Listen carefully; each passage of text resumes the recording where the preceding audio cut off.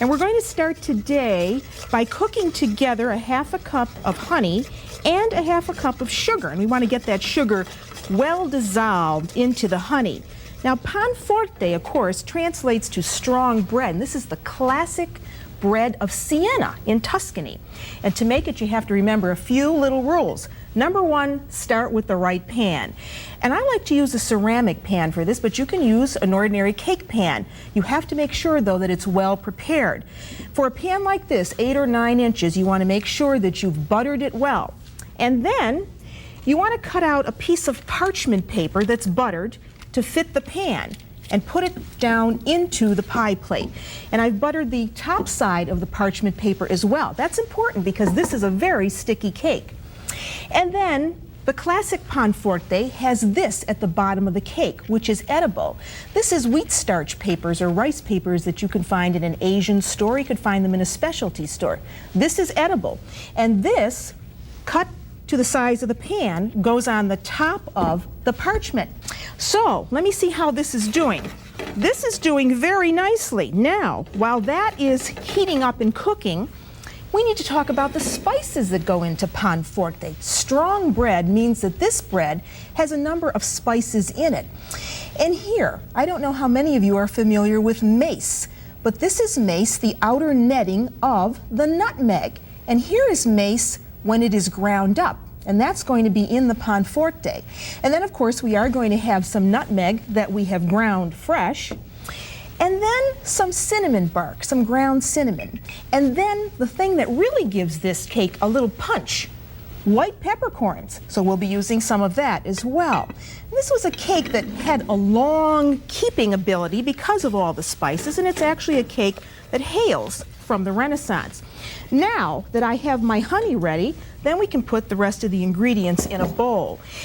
And those typically are hazelnuts, or you could use almonds. And this is a cup of hazelnuts that I first toasted in the oven and then coarsely chopped. And with it, we want to have some candied orange rind, and that's about a half a cup. And then you want about 1/3 of a cup of lemon rind that's also been candied.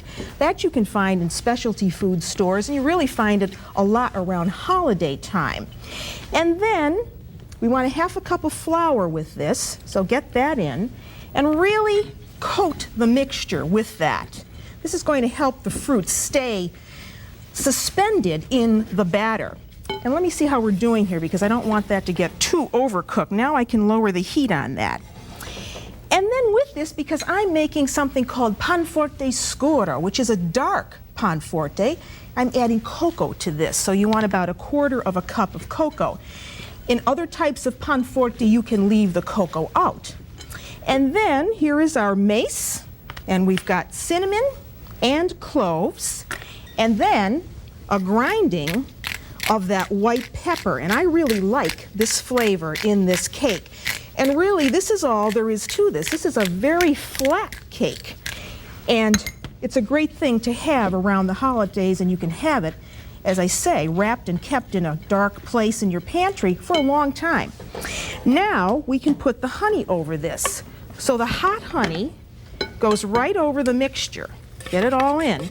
And now you have to work fast, because as this mixture cools, it gets hard, and then it's very hard to work with. And I like to have a bowl of ice water handy so that I can use my hands to really pat this.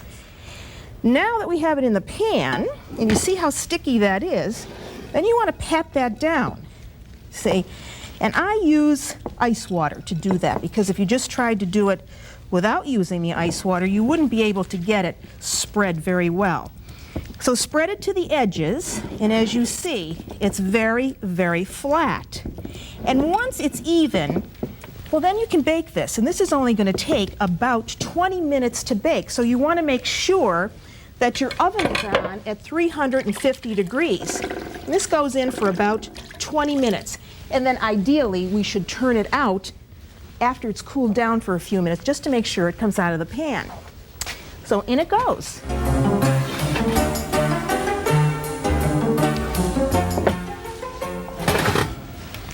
Okay, our panforte is now ready. Now when you take it out of the oven, remember, you've got to go around the outside with a knife to loosen this up, because remember, I told you this is a very sticky cake. So make sure that you do that. And remember, I told you to put parchment paper on the bottom. So now we can unmold this. So you simply take the cake and turn it over.